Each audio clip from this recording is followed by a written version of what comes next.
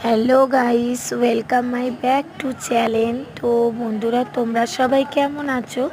আশা করি ভালো আছো, সুস্থ আছো। কিছুদিন আগে বন্ধুরা আমার নাতনির মুখে ভাত ছিল।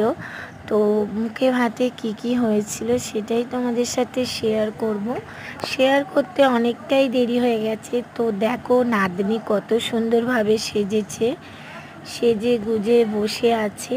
পুরো পুরো রানীর মতন সেজে রয়েছে দেখো। আর সমস্ত কিছু আয়োজন ছোট করে হয়েছিল, কারণ আমাদের পরিবারে মুখে ভাত অনুষ্ঠানটা নেই। কিন্তু যেহেতু এটা হচ্ছে আমার বড় ননদের মেজো